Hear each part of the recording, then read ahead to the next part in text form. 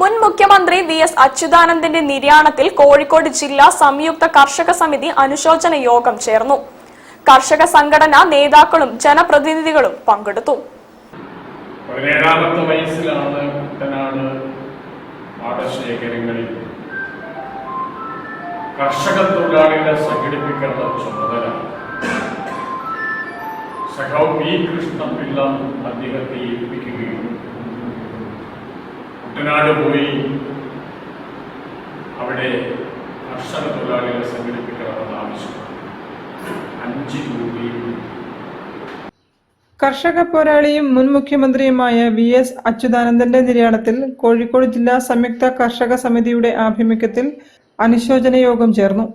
ഗുരുകുലം art ഗ്യാലറിയിൽ ചേർന്ന അനുശോചന യോഗത്തിൽ കർഷക സംഘം നേതാവും മുൻ MLA-യുമായ വിശ്വൻ മാസ്റ്റർ, കർഷക സംഘം ജില്ലാ സെക്രട്ടറിയും മുൻ ജില്ലാ പഞ്ചായത്ത് പ്രസിഡന്റുമായ Babu Parassery, area secretary K. Suresh Kumar, Janata Dal ജില്ലാ secretary P.T. Azad, national farmers ജില്ലാ league secretary V. Mustafa, Kerala Congress കർഷക യൂണിയൻ ജില്ലാ secretary Vadakkedath Ratheesh, LIC employees union ജില്ലാ secretary M.J. Sreeram, CPI ML red flag ജില്ലാ സെക്രട്ടറി ശങ്കരൻ തുണേരി തുടങ്ങിയവർ സംസാരിച്ചു.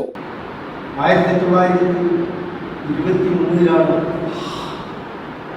വി.എസ്. അച്യുതാനന്ദൻ ജനിച്ചത്. അന്ന് കേരളീയ സമൂഹത്തിൻ്റെ പ്രത്യേകത അറിയാമല്ലോ. കാർഷിക മേഖലയായാലും കമ്പീത മേഖലയായാലും.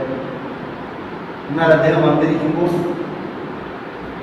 1 സെന്റ് ഭൂമിയില്ലാത്തവർ കേരളത്തിൽ 1% താഴെ മാത്രമേ.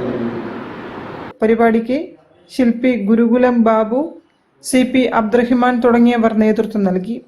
News bureau, Kozhikode. Rotary Calicut cyber city 2025-26